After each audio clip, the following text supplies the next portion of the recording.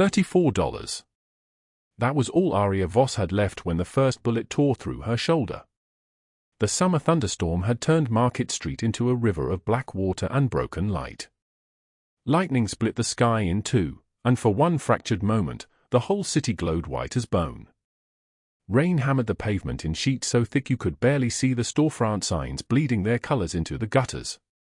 The air smelled like ozone and wet concrete and something else, something electric that made your teeth ache. She was walking home from the Meridian Hotel at 11:13 at night when she saw the child. A little girl, no more than 6 years old, wearing a pink raincoat that glowed like a candle in the darkness. The girl was in the crosswalk on Market Street, and she was looking at something in her hand, maybe a toy, maybe a drawing, and she wasn't looking at the black SUV that was bearing down on her like a blade wrapped in ice.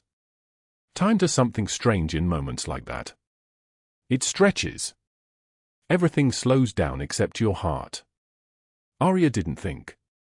She didn't weigh the decision or count the cost or remember that she had nowhere else to go and no one to catch her if she fell.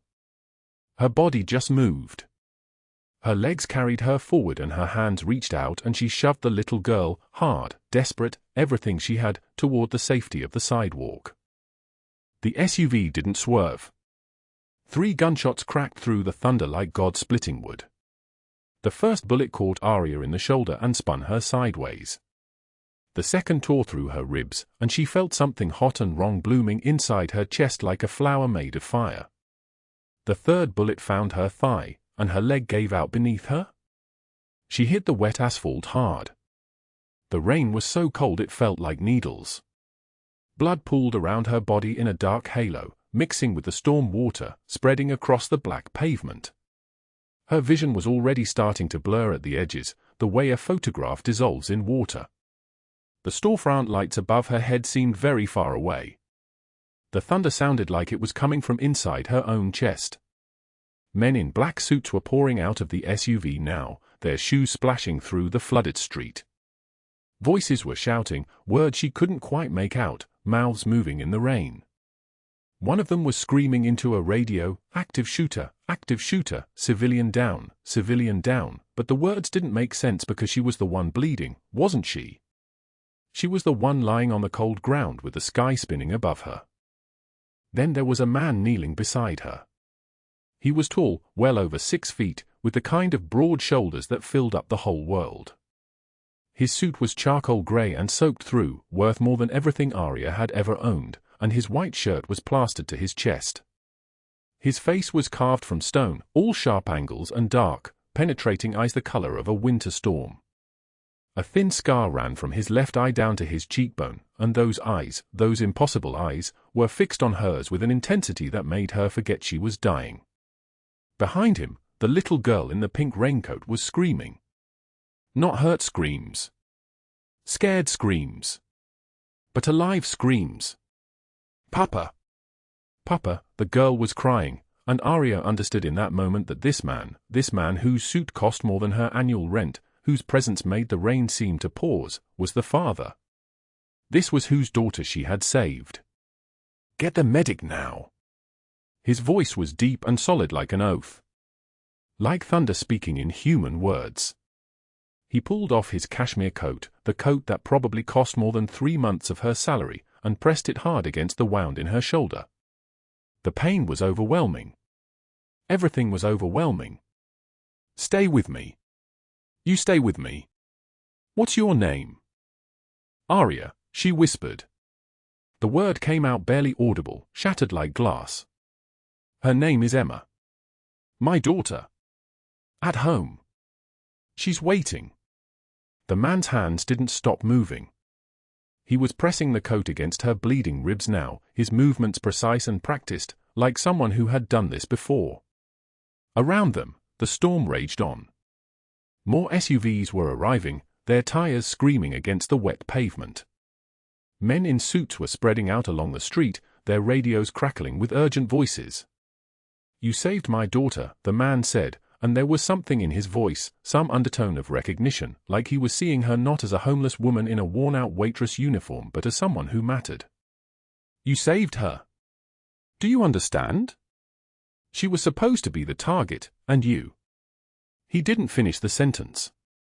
Sirens were wailing in the distance, getting closer, their sound cutting through the thunder. The rain kept falling.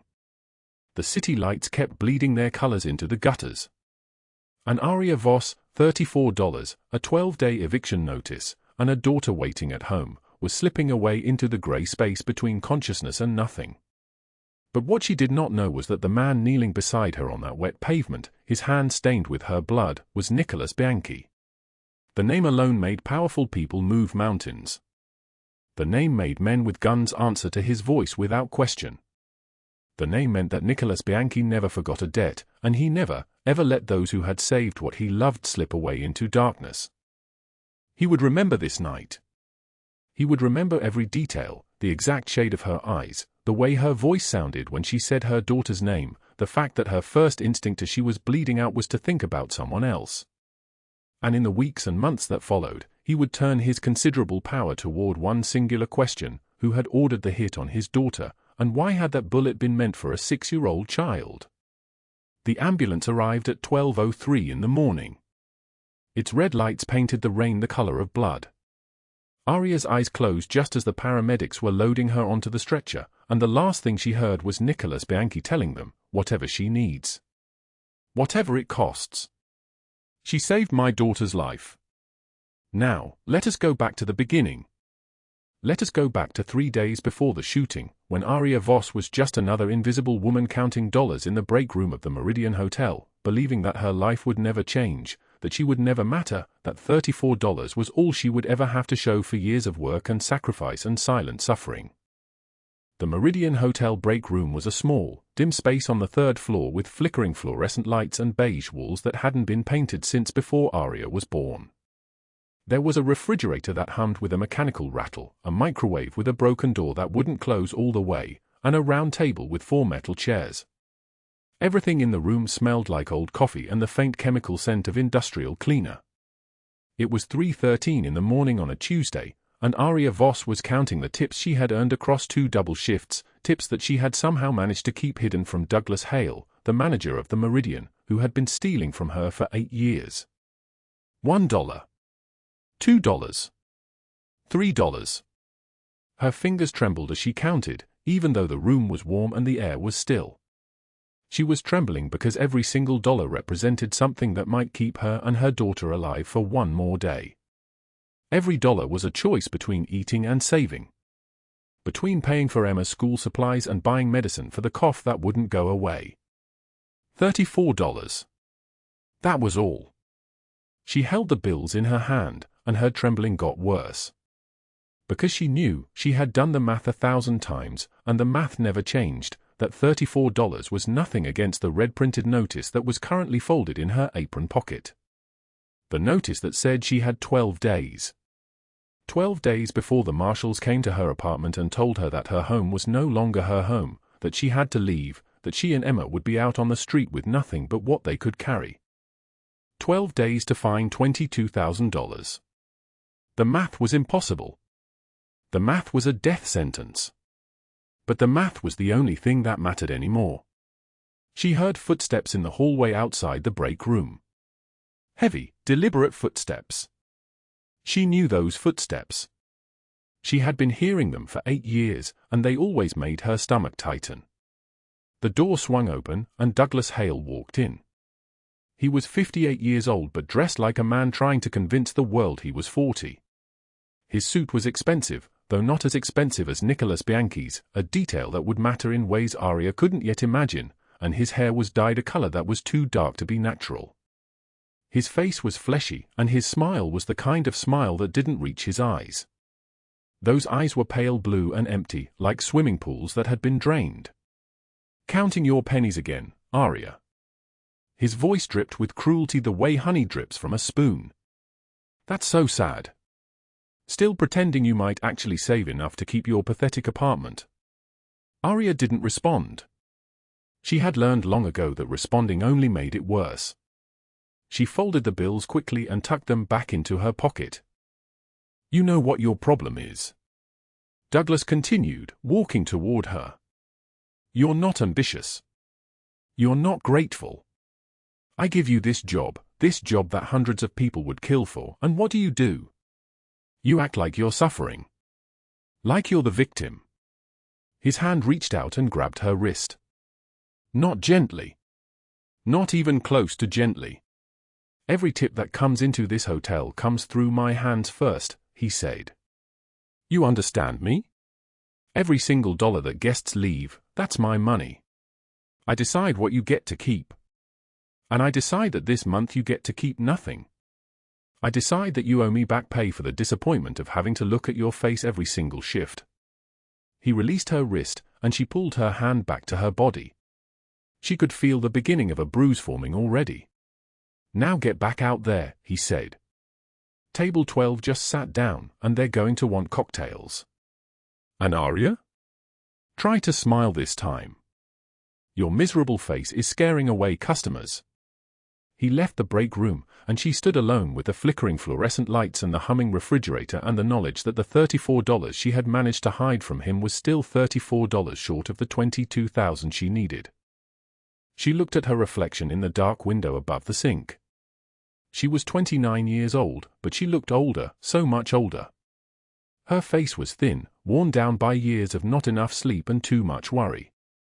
Her hair was pulled back in a tight bun, and she could see the grey hairs starting to show at her temples. When had that happened? When had she gotten so old? She didn't recognize herself anymore. Outside the window, San Francisco was sleeping. The city lights painted the darkness in soft shades of purple and orange. Somewhere out there, in a small apartment in the Mission District, her daughter Emma was asleep in her tiny bed. She was 6 years old, and she had no idea that in 12 days she might not have a home anymore. Aria took a breath. Then another. Then she walked back out onto the floor of the Meridian Hotel, where the guests were waiting, where Douglas Hale was watching, where nobody knew her name or cared about her pain, and she put on the smile that was expected of her. She stood alone in the fluorescent burn of the Meridian Hotel's break room, $34 spread across the chipped formica table like the last pieces of a life coming apart. The bills were creased, worn soft from her fingers counting them over and over through the night. Ones and fives and loose quarters that caught the harsh light. She pulled the eviction notice from her apron pocket with the kind of slowness that comes from knowing exactly what it contains, what it means, what it will cost her. Red ink. Always red ink for the things that destroy you. 12 days. The deadline screamed at her in bold capital letters. 12 days until the marshals came to her apartment in the Mission District, until she and Emma had nowhere to go. She needed $22,000. The number felt like a blade wrapped in ice, impossible and absolute. She had $34. The math was not complicated. The math was everything. Outside the break room window, San Francisco was sleeping. The city lights painted the darkness in soft shades of purple and orange. Somewhere 6 blocks away, in a small apartment with paper-thin walls and a radiator that clanked all winter, her daughter Emma was asleep in her tiny bed. She was 6 years old and innocent and had no idea that in 12 days, her mother might not be able to keep a roof over her head. Aria's hand shook as she folded the notice back into her apron pocket. She had been working at the Meridian for 8 years. 8 years of double shifts. 8 years of counting tips in this same break room, watching the money accumulate to nothing, watching it disappear. Douglas Hale had made sure of that. The door opened at 11:24 p.m. She looked up. Her chest tightened. Douglas Hale stood in the doorway like a man who had never learned to fill a space with anything other than menace. He was in his mid-40s, thinning hair slicked back with something that caught the light in an oily sheen. His cologne arrived before he did, cheap and cloying, the kind of smell that made your throat close. He wore the kind of smile that did not reach his eyes, the kind of smile that was pure performance, pure threat. Working late again, Aria. His voice was smooth, practiced, the voice of a man who had perfected the art of making his cruelty sound like casual observation. He stepped into the break room and the space seemed to shrink. Your station was $3 short tonight. Seems like you're getting careless. She straightened her spine. Lifted her chin. Mr. Hale, I counted twice. The register matches my tickets exactly. Are you calling me a liar? His words came out soft, almost gentle, which made them worse. So much worse. He moved closer to the table, and she could see the calculation in his eyes, the predatory assessment. This was what he liked about these moments. This was what he lived for. Because I can make one phone call, Aria. One phone call and you'll never work in this city again. You know what happens to women who complain about their managers. You know how it goes. His hand reached out, and before she could move, he grabbed her wrist. Not hard enough to leave obvious marks, but hard enough that she felt the bones shift beneath her skin. Hard enough that she understood, once again, exactly how small she was compared to him. Hard enough that the old scars on her lower back began to burn, ancient marks like a map of hell that nobody had ever asked about, that she had never told anyone existed. I'm sorry, she said. The words came automatically, muscle memory from years of survival. I'm sorry, sir. I must have miscounted. He released her wrist. She pulled her hand back to her body and could feel the beginning of a bruise already forming, purple and tender beneath her skin. He smiled wider. That's what I thought. Now get back out there. Table 12 just sat down, and they're going to want cocktails. And Aria? He paused at the doorway, one final cruelty wrapped up in fatherly concern. Try to smile this time. Your miserable face is scaring away customers. He left. The fluorescent lights hummed in his absence. The refrigerator rattled and cycled on. She stood alone with her $34 and her eviction notice and the knowledge that what just happened was exactly what had happened yesterday and the day before and every day for 8 years. She looked at her reflection in the dark window above the sink. 29 years old. She looked older, decades older. Her face was thin, hollowed out by years of not enough sleep and too much worry. Her hair pulled back in a tight bun revealed the grey hairs multiplying at her temples. When had she gotten so old? When had she stopped recognizing the woman staring back at her? She did the math one more time because that was what desperate people did. They counted again, hoping the numbers would change. $34 minus the bus fare for the next 2 weeks. Minus Emma's school lunch money. Minus the electric bill threatening to be shut off. That left $17 for food. $17 for everything else. She would buy rice and pasta and the cheap cereal that Emma didn't like but would eat anyway because there was nothing else. She would make it work because that was what she had always done. She had always made it work. But $17 was still $17 short of $22,000. She stuffed the eviction notice back into her apron pocket where it felt like a stone. Then she walked back out onto the floor of the Meridian Hotel, past the velvet chairs where wealthy guests sat with their drinks, past the oil paintings in their gilded frames, past the marble columns that cost more than everything she owned. She returned to scrubbing toilets on the 3rd floor, her knees aching, her back screaming, her wrist throbbing where Hale's fingers had dug into her skin. It was 2 a.m. when her shift ended. She walked home through empty San Francisco streets, carrying 2 grocery bags in aching arms because she had no car. Rice and pasta. Off-brand cereal. Generic milk that would go bad in 4 days. Her shoes had holes in the soles, and she could feel the cold concrete through the worn-through fabric. She took the long route because it was slightly safer, cutting through Market Street even though it added 30 minutes to her journey. The summer heat was oppressive and sticky, the kind of heat that made the city feel like it was suffocating. But the sky was turning dark. Lightning flickered in the distance, purple and terrible. Thunder rolled across the buildings like a voice made of anger. She pulled her cardigan tighter around her shoulders, though it was too warm for a cardigan and she was only wearing it because she had no jacket.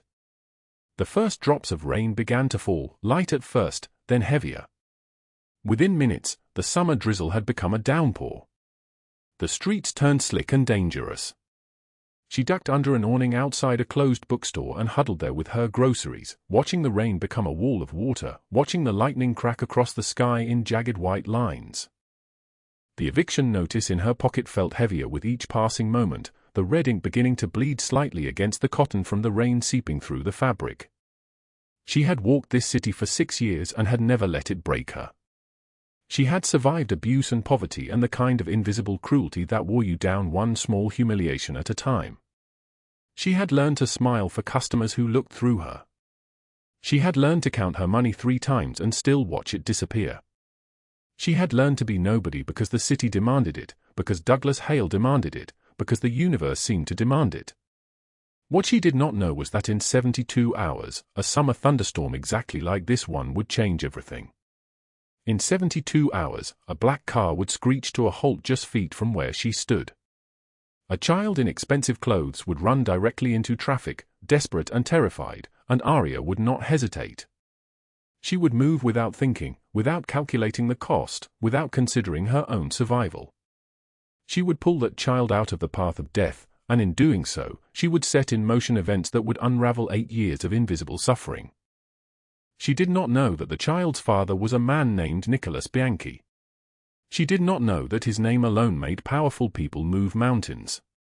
She did not know that he was walking through the rain at that exact moment, 3 blocks away, searching for his daughter with the kind of desperation that only a parent could feel. She did not know any of it. She only knew that she needed to get home. She needed to check on Emma. She needed to make sure her daughter was warm and safe and didn't know that her mother was standing in the rain at 2 a.m., counting dollars that would never be enough. The rain pounded down harder, and somewhere in the distance, a siren wailed through the night. The rain hammered against the windows of the mansion like 1,000 angry fists demanding entry. Aria Voss sat on the edge of the silk bed, her shoulders wrapped in white gauze that was already yellowing at the edges where blood had seeped through. Pain radiated outward from the 3 entry wounds, shoulder, ribs, thigh, a constant throb that made breathing feel like swallowing broken glass. She had been unconscious for 14 hours. The city outside was still drowning. A knock, soft and deliberate. The door opened without waiting for her answer. Nicholas Bianchi filled the doorway like a storm cloud given human form. He was early 40s, 6'3", with dark hair graying at the temples and a 3-piece suit that cost more than Aria made in 6 months. A scar ran along his jawline like a knife cut that never quite healed. His eyes, storm gray and utterly unreadable, studied her with the intensity of a general surveying a battlefield. Behind him, Marco and Nino flanked the entrance like bookends of muscle and loyalty. Bianchi sat in the chair beside the bed without asking permission. His movements were economical, controlled, the way a predator moves when it has already decided the outcome of the hunt. "How do you feel?" His voice was deep and solid like an oath, each word measured and deliberate. Aria's throat was sandpaper. She tried to speak, but what came out was a whisper barely louder than wind through a broken window. "Where am I? Where's Emma?" "My daughter, she's home alone, she'll be terrified, she doesn't sleep well when I'm not there, and I need to." "Your daughter is here. Safe. Federation playing with my daughter in the next room." Bianchi said it the way you might announce the weather. Simple fact. Unchangeable. Aria tried to stand. Her body betrayed her, legs failing, the room tilting sideways. Bianchi caught her shoulders, easing her back against the pillows with a gentleness that seemed impossible in a man built for violence. His hands were warm and steady on her skin. In 15 years of working for him, Marco had never seen Bianchi touch another person like that. Not a woman. Not anyone. He and Nino exchanged a look that said more than words ever could. "You took 3 bullets meant for my child," Bianchi continued. "The surgeons removed them. You'll heal. But I need to know who you are." Aria shook her head, and the movement sent daggers through her ribs.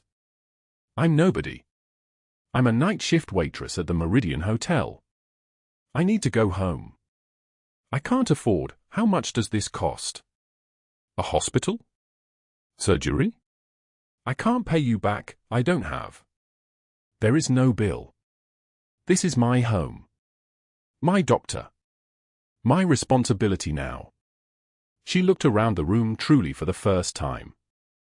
Marble visible through the open doorway.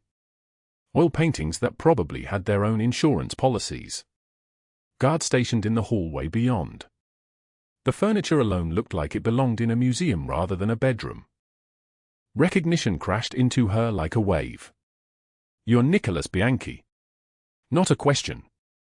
She had heard the name whispered in the hotel break room, spoken in tones that mixed fear with reverence.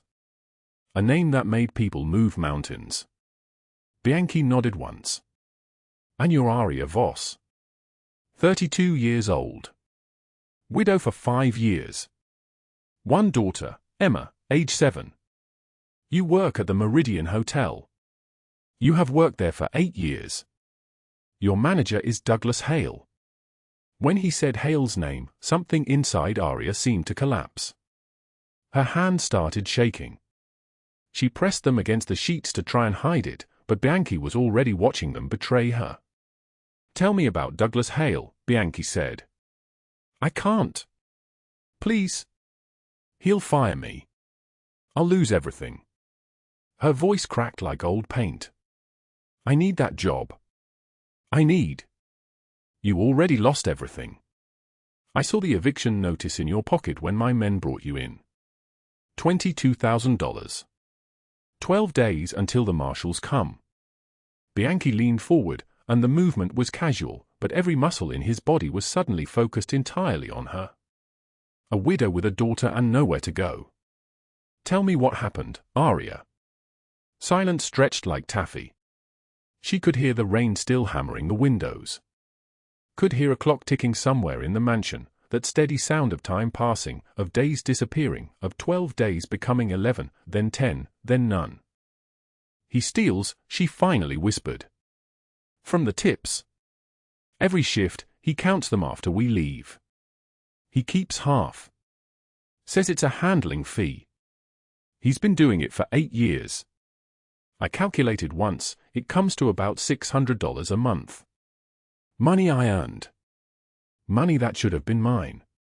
Bianchi's jaw tightened so subtly that only someone watching very carefully would notice. Marco and Nino noticed. They exchanged another look. "Is that all?" Bianchi asked. Aria wanted to say yes. Wanted to keep the uglier parts buried deep where they lived in her chest like small dark animals. But something about the way Bianchi was looking at her, not with judgment, not with the pity that always felt like poisoned honey, made her tell the truth. "He corners me. In supply closets. He pushes. He touches. He says it's the price of keeping my job." Her voice was barely audible now. "And there's a woman. Cordelia Blackwood. She owns part of the hotel. She's wealthy. Society galas and charity foundations. She watches sometimes. When he's doing these things. And she smiles. Like it's a show put on for her entertainment." Bianchi stood and walked to the window. His hands were clenched into fists so tight his knuckles had gone white. "Why didn't you leave?" he asked the glass. "And go where? With what? I have no degree. No family. No references if he blackballs me from every hotel in the city. My daughter needs to eat. She needs a place to sleep. I needed that job more than I needed anything else, so I just stayed." Bianchi turned back to her. "Cordelia Blackwood." He pulled out his phone. Marco was already ahead of him, phone to his ear, voice low and rapid as he began making calls into the network of men and resources that existed in the shadows underneath the city's legitimate face. The door opened. A woman in a crisp white uniform appeared. "Your daughter is asking for you," she said to Aria. "She's in the playroom upstairs. Would you like me to bring her to you?" Aria tried to move. Bianchi put a hand on her shoulder. "Rest. I'll bring her to you." He left. Marco and Nino remained, silent as stone, while the rain continued its assault on the windows. 15 minutes later, Bianchi returned with Emma Voss in his arms. She was 7 years old, dark curled hair, her mother's eyes, and she was holding the hand of another girl roughly her age, Emma Bianchi, blonde curls, wearing expensive clothes that made Aria's thrift dress look like a pauper's rags. Both girls looked like they had known each other for years instead of hours. Mommy! Emma launched herself from Bianchi's arms toward the bed. Aria caught her, ignoring the screaming pain in her ribs, just needing to hold her daughter and make sure she was real, alive, safe, unbroken. Aria saved my life, the Bianchi girl said solemnly to her new friend. My daddy said she jumped in front of a car. Emma nodded with the gravity of someone witnessing something miraculous. My mommy is brave. Bianchi watched from the doorway. He watched Aria's face as she pressed her daughter against her chest, watched her shoulders shake as she cried silently into that dark curled hair. He thought about his own daughter. Thought about the moment the black SUV had hydroplaned on flooded asphalt and his child had stepped into the street without looking. Thought about Aria Voss, nobody, absolutely nobody, a stranger with $34 in her pocket and an eviction notice counting down the days, not hesitating. Marco appeared in the doorway behind Bianchi. His voice was low. Hale's been skimming for 8 years. Tips, payroll, vendor kickbacks. 600,000 total. Blackwood's investment company owns 40% of the Meridian. She uses it to launder money from her late husband's business empire. How many others? Bianchi asked without turning from the doorway. 14 women filed complaints over 8 years. All withdrawn. All left the hotel within weeks. 2 restraining orders against Hale, both dropped after Blackwood's lawyers intervened. Bianchi's phone buzzed. A text from his sister in Chicago, everything okay with Emma. He looked at his daughter playing with this stranger's child, both of them building a castle from blocks with the unself-conscious joy of the innocent. His brother had begged for mercy 5 years ago. Bianchi had chosen survival instead. His brother never left that warehouse. Maybe mercy deserved a second chance. I want everything, Bianchi said quietly. Bank accounts, properties, schedules, leverage points. And 24-hour security on Aria and her daughter.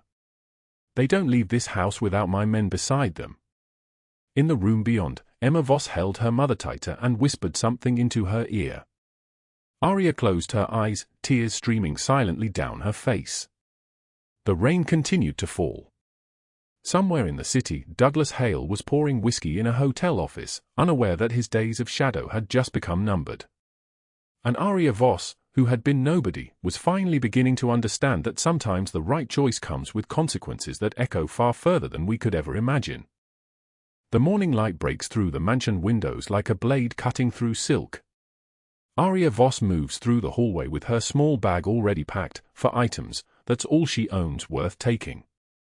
The goodbye letter sits sealed in her trembling hands, for pages of handwriting she couldn't stop from spilling out at 3 in the morning. The envelope reads Nicholas in careful letters. She descends the staircase quietly. Each step echoes on marble. The house is still sleeping, or so she believes. Emma is upstairs with her mother's worn blanket, finally resting after 2 nights of nightmares. Aria needs to leave before anyone wakes. Before she becomes the reason something terrible happens to the only man who ever looked at her like she mattered. The front door stands 30 feet away. Marco emerges from the shadows beside it. He's been waiting there since dawn, 6 feet tall, broad shoulders filling a black suit that costs more than her monthly rent used to be. His face is impassive, but his eyes are sharp. He's seen enough violence to recognize when someone is running from it. Going somewhere. His voice is quiet, almost conversational. Almost kind. Aria's breath catches. The letter crinkles in her grip. I need to leave. Please. It's better this way. Marco doesn't move.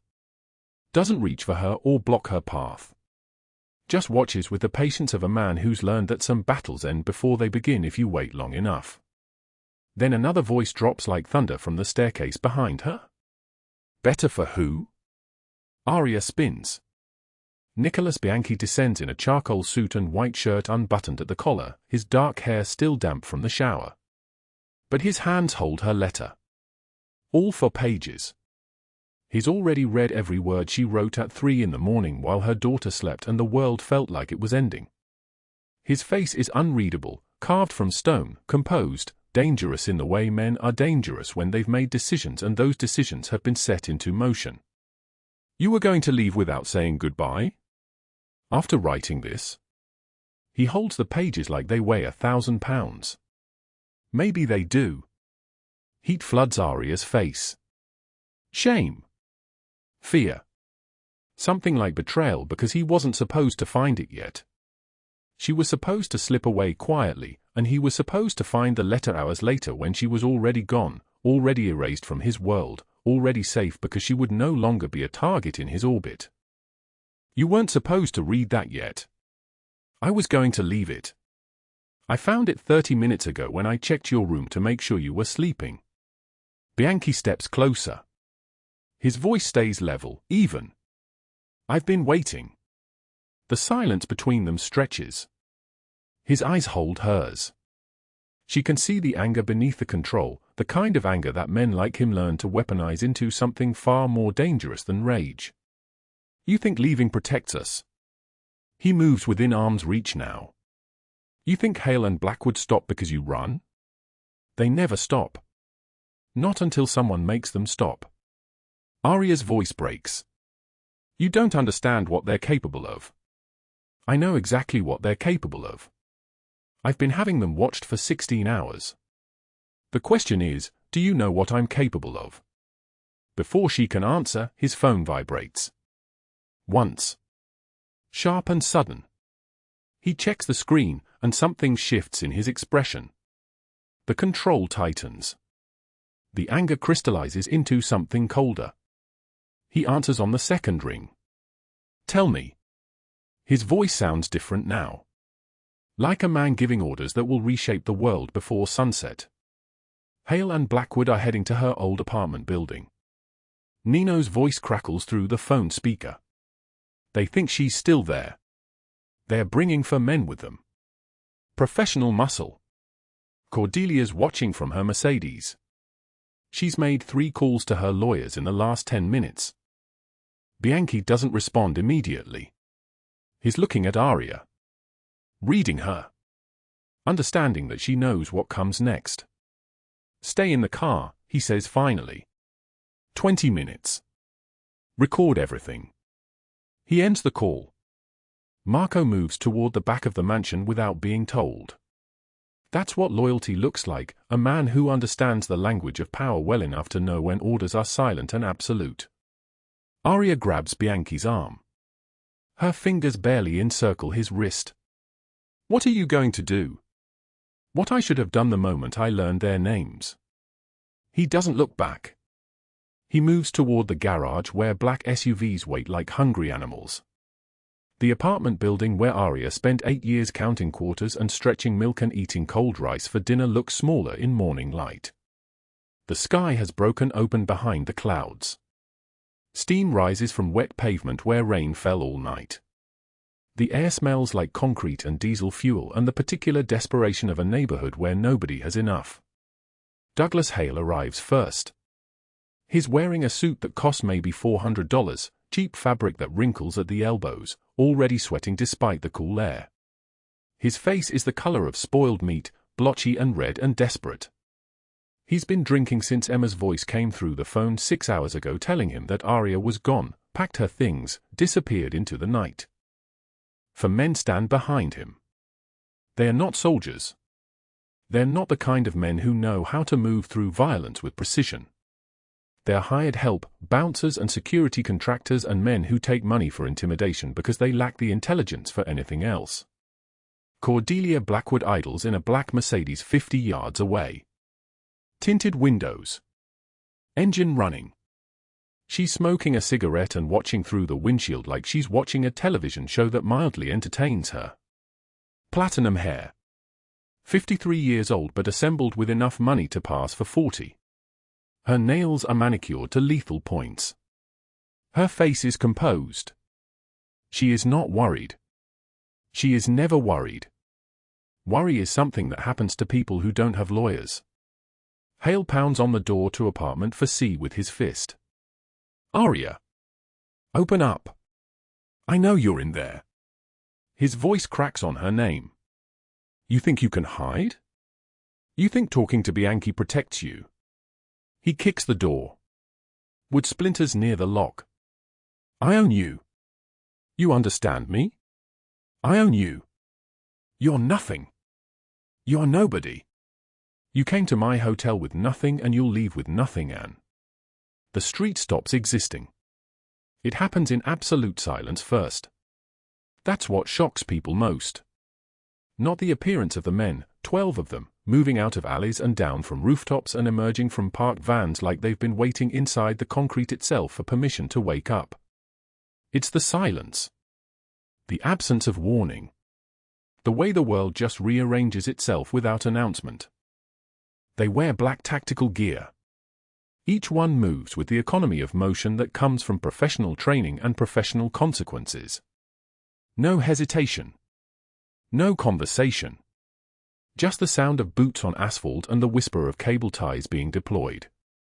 Hails for men go down in 15 seconds. Not brutally. Not with fanfare. Just systematically. Restrained. Flex-cuffed. Faces pressed to concrete that smells like rain.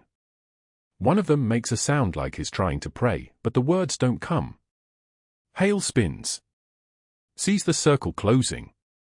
His eyes go wide, the eyes of a man watching the walls of his world collapse. Who the hell? Nicholas Bianchi steps from the black SUV across the street. Behind him, Marco on his right, Nino on his left, 8 more soldiers arranged in a formation that suggests they've done this before, done it exactly like this, done it until it became a muscle memory carved into their bones. Bianchi walks toward Hale. Every step deliberate. His suit is immaculate. His face is calm. He looks like a man going to a business meeting, not a man about to dismantle someone's entire existence. Hale backs against the apartment door, his body finding the wall because his mind has stopped offering instructions. This is a mistake. You don't know who you're dealing with. Cordelia Blackwood, she has connections. Federal judges. Senators. People who had connections. Bianchi's voice cuts through like a knife wrapped in ice. Past tense. Nino raises a tablet.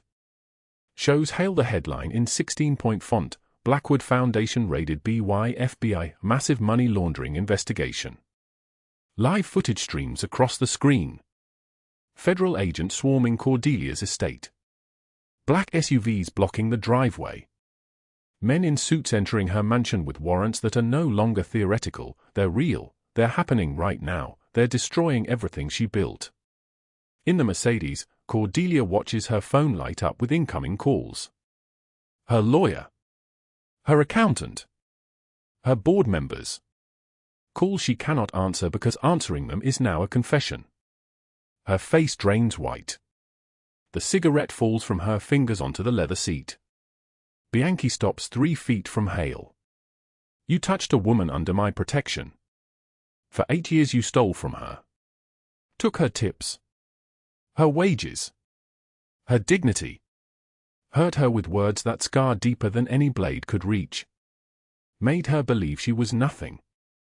Made her daughter go to bed hungry so you could pour whiskey in an office that wasn't yours to poison. Hale tries to speak. His mouth opens and closes like a fish pulled from water. Death would be too quick. Too easy. Too merciful. I don't do mercy anymore. I learned that lesson from my brother when I made the wrong choice 5 years ago. But I make exceptions for educational purposes. He snaps his fingers. 2 men drag Hale toward the black van. Hale's voice breaks into something that stops being human at that moment, screaming that echoes off the apartment building's brick walls. Please? Please? I'll give it all back. The money. Everything. The money's already frozen. FBI has your accounts. All 600,000 you skimmed. Every penny accounted for. You're going to federal prison. 40 years minimum. And every inmate will know exactly what you did to those women. I've made sure of it personally. Hale collapses into the van, still begging, a sound like an animal dragged toward slaughter, desperate and broken, and finally understanding that consequences are real and they have arrived. Bianchi walks to the Mercedes. Taps the window with his knuckle. Cordelia lowers it slowly, trying to maintain composure, trying and failing because she can see her empire evaporating like morning dew under a sun that doesn't forgive. Bianchi leans down to eye level. Cordelia Blackwood. Society darling. Philanthropist. You watched for years. Smiled while she suffered. Protected him with your lawyers and your connections and your money. Became complicit. Cordelia's voice tries to be icy, but it cracks. You have no proof of anything. My lawyers will. Your lawyers are being arrested right now. Tax fraud. Witness tampering. Obstruction of justice. Your foundation's entire board is testifying against you in exchange for immunity deals. Your properties are seized. Your accounts are frozen. Every charity you touched is under federal investigation. By noon, your name will be synonymous with fraud and cruelty and the systematic destruction of vulnerable people. Cordelia's mask shatters completely. You can't destroy me. I have friends. I have had friends. They're already giving statements to save themselves. You're going to prison. Not for years. For decades. And every single day you'll remember the women you watched suffer for your personal entertainment. Federal vehicles pull up from 3 directions at once: FBI, IRS, Homeland Security. Agents swarm the Mercedes. Cordelia is pulled from the car, hands cuffed behind her back, her designer dress crumpling as she's processed like common merchandise. The perp walk happens in front of gathering cameras. Her face contorts into something unrecognizable. This is illegal. I want my lawyer. You can't. But the agents don't care about her protests. They never do. The machine doesn't listen to the people being fed into it. It just processes. Bianchi watches both villains disappear into federal custody.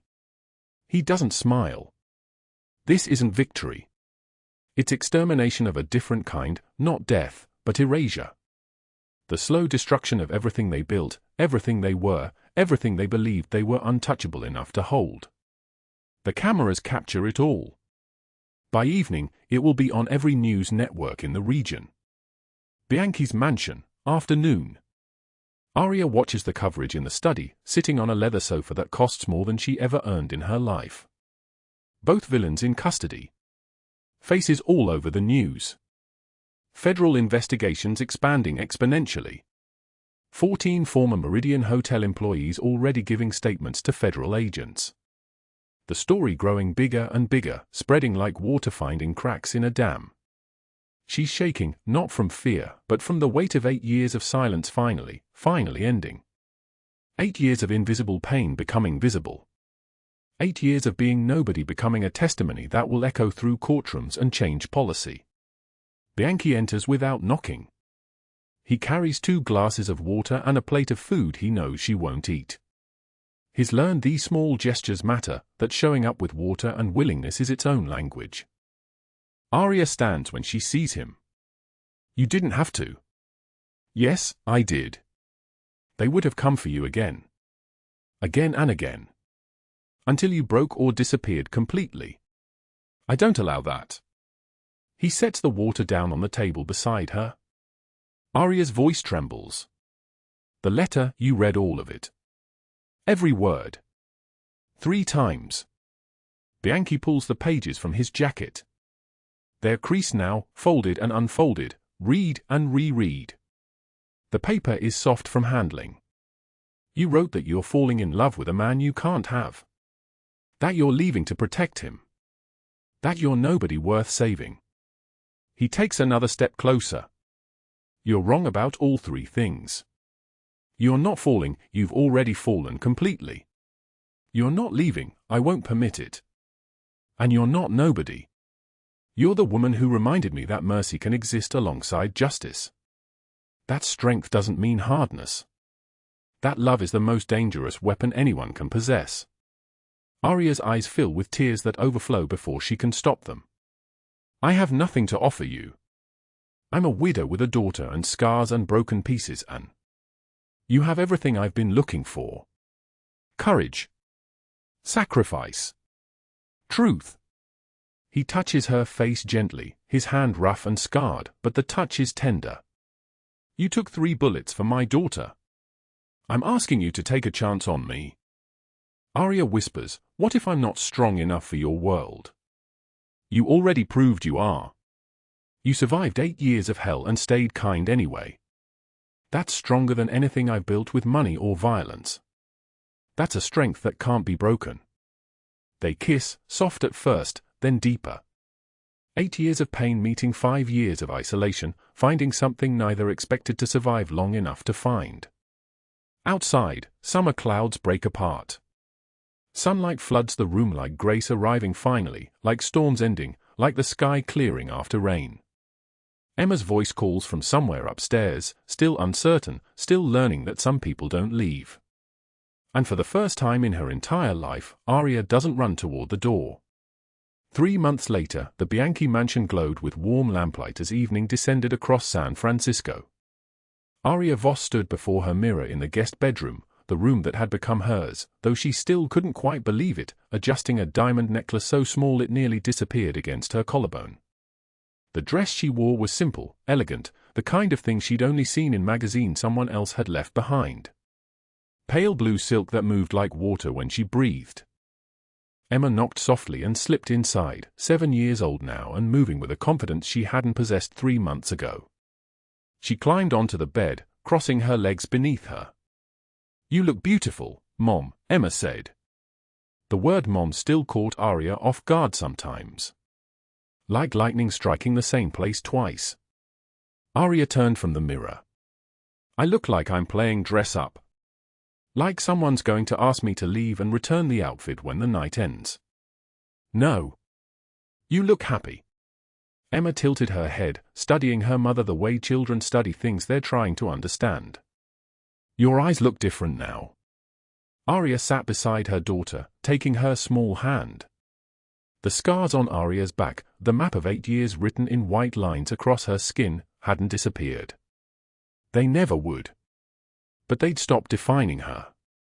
They'd become something else, proof. Evidence. A story she'd survived instead of a story that owned her. I am happy, Aria said quietly.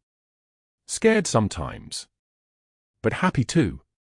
Downstairs, Nicholas moved through the dining room like a general surveying a battlefield, but the battle was only about comfort, about making sure every guest felt welcome. Marco stood near the window, watching the city lights emerge as darkness thickened outside. Nino was arranging chairs, his massive frame moving with surprising gentleness.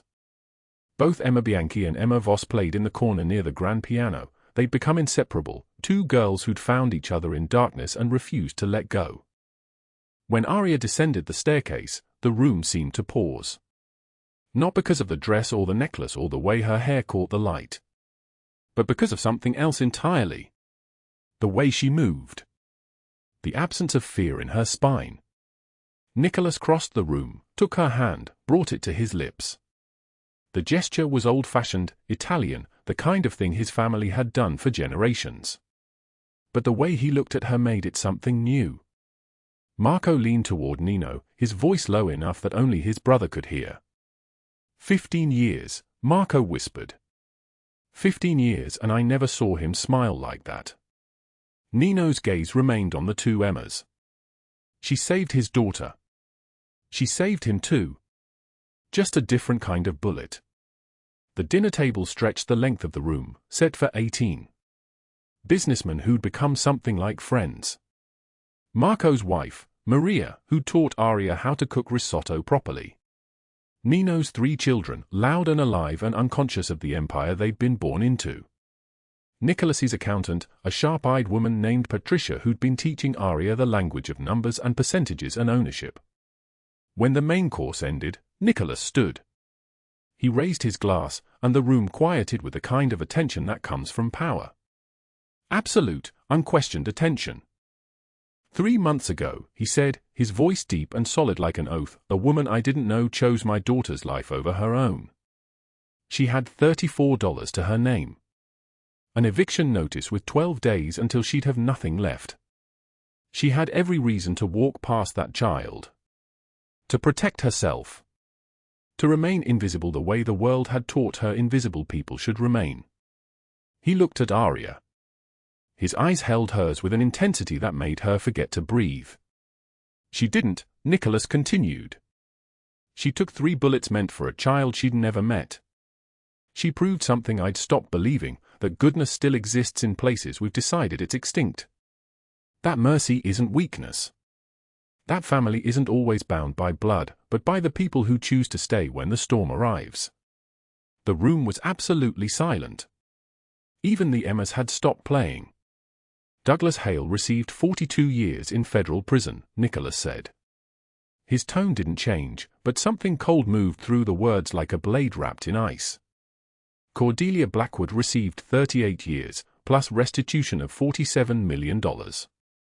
The 14 women they destroyed, the ones they stole from, threatened, left trembling in break rooms, every one of them is rebuilding. The Meridian Hotel is now operated as a non-profit. It provides jobs, housing, a second chance for women who thought their lives were finished. He raised his glass higher. To Aria Voss, who taught an old man that some things matter more than power. The room erupted in applause. Aria felt her face burning, felt tears threatening, felt the weight of being seen for the first time in her entire life. Not pitied. Not judged. But genuinely seen. She stood slowly, and the room quieted again. Her voice trembled like a candle in the wind. I didn't do anything special, Aria said. I just reacted. The way anyone would have. But all of you, she looked around the table, at Marco and Nino, at Patricia and Maria, at the 2 Emmas who were now holding hands. You gave me back my life. You gave Emma her future. You gave me something I thought was impossible, you made me believe the world could still be good. She found Nicholas's eyes across the table. You asked me what I had to offer. I thought it was nothing. Just scars and broken pieces and $34 that kept slipping away. But maybe it's this, I will choose you every single time. Even when it's hard. Even when I'm afraid. I will stay. Nicholas stood, crossed to her, took both her hands. His grip was warm. Solid. Real. That's everything, he said. Later, after the guests had left and the Emmas were asleep, Aria found Nicholas in his study. The room smelled like leather and old books and the faint ghost of cigars he no longer smoked. He was sitting behind a desk the size of a small car when she entered, but he stood immediately. She held up a document, several pages clipped together. What's this? She asked. Partnership papers, Nicholas said. 50% ownership of the Meridian Foundation. I need a director who understands what those women need. Someone who lived it. Someone who knows what it feels like to count $34 and believe it's not enough. Aria's hands shook holding the papers. 50%. Equal. She thought of Douglas Hale stealing her tips while she counted change in the break room. Thought of Cordelia Blackwood watching from the shadows, both of them grinding her down with threats she couldn't name. Nicholas, I can't, Aria whispered. I've never run anything. I don't have the education. I'm a waitress. You're the woman who proved courage under fire, Nicholas interrupted. His voice was quiet but absolute. You have something better than education. You have experience. Empathy. Courage. Everything else we'll teach you. Patricia will work with you. I'll work with you. You won't be alone in this. Aria stared at the document. Her name, printed there. Director. Partner. Why do you believe in me this much? She asked. Nicholas stepped closer. He didn't touch her, just stood near enough that she could feel his presence like warmth. Because you believed in my daughter when you didn't even know her name, he said. Because you believed in mercy when the world taught you cruelty. Because every single time you could have chosen yourself, you chose someone else. That's not someone who needs to be fixed or saved or managed. That's someone I want beside me.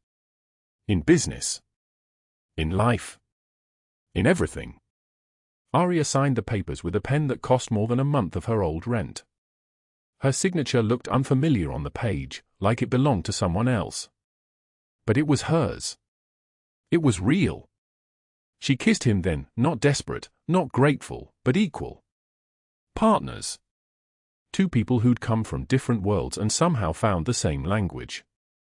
Outside, through the study window, both Emmas stood on the lawn watching them. Emma Voss whispered, "Your dad really loves my mom." Emma Bianchi grinned. "Yeah. And your mom loves him back." Emma Voss smiled. "Does this mean we're sisters now?" "I think it means we've always been sisters. We just didn't know it yet." 6 months later, the Meridian Hotel reopened. The grand ballroom was filled with 200 people, former employees who'd been driven away by Douglas Hale's cruelty, domestic violence survivors, non-profit partners, press. Behind the podium stood Aria Voss, confident now, the scars on her back still there but no longer shameful, no longer defining. Her hair was styled the way she'd chosen. Her clothes were professional because she'd selected them herself. Nicholas stood at the back of the room, watching her the way he always did now, like she was the only person in the world worth seeing. "This hotel was a place of fear for many of us," Aria said, her voice steady and clear. "Where powerful people stole our dignity and made us believe we deserved it. Today it becomes something different. A place where survivors become thrivers. Where nobody is invisible. Where $34 in your pocket doesn't define your worth or your future." The crowd erupted in applause.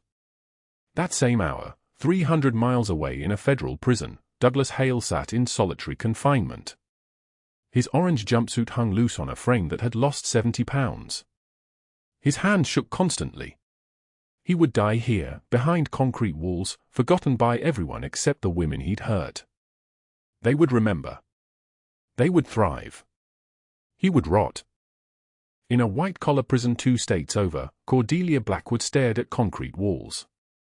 Her society friends had abandoned her. Her name had become toxic. Her empire was dust.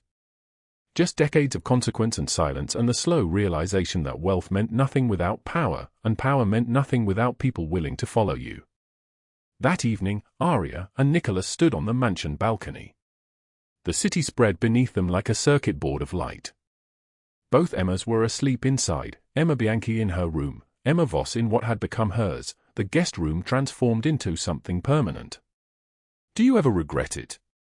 Aria asked. "Helping me? Destroying them? The exposure?" Nicholas turned to face her. His hand found hers in the darkness. "The only thing I regret is not finding you sooner. Not stopping them years ago. But you're here now. And that's everything." Aria leaned into him. "I used to think I was broken. That the scars meant I was damaged forever. That no one would ever want me because I was marked by what happened to me." "You're not broken," Nicholas said. His voice was like thunder, like certainty made sound. "The scars are proof you're strong enough to carry pain and still choose kindness. That's not broken. That's extraordinary." They watched the city lights pulse and flicker. Aria asked the question that still lived in her heart sometimes, even now.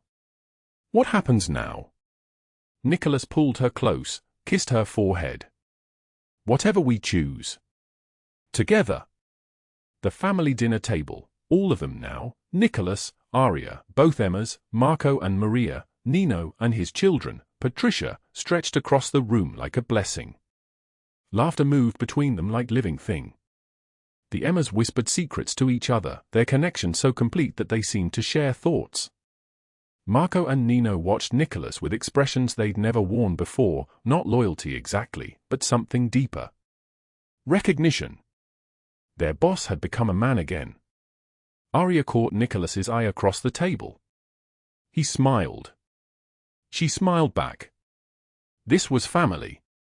Not blood. Not obligation. Choice. Every single day, they chose each other. The voiceover settled like grace. I thought saving a little girl in a thunderstorm would cost me everything. Instead, it gave me everything. It taught me that mercy isn't weakness. That justice sometimes wears a three-piece suit and knows exactly how to dismantle empires. That family isn't always bound by blood, but by those who choose to stay when the storm arrives. Black screen. White text. Douglas Hale, 42 years federal prison. Cordelia Blackwood, 38 years federal prison, $47 million in restitution. The Meridian Foundation has helped 127 women rebuild their lives. Aria Voss Bianchi serves as executive director.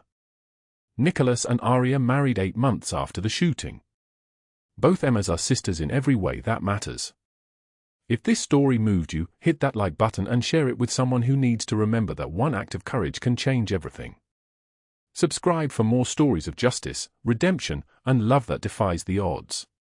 Drop a comment telling us, have you ever made a choice that changed your life forever? We read every single one. New story drops tomorrow. Don't miss it. Thank you for staying with us until the very end. After the rain, the sky clears.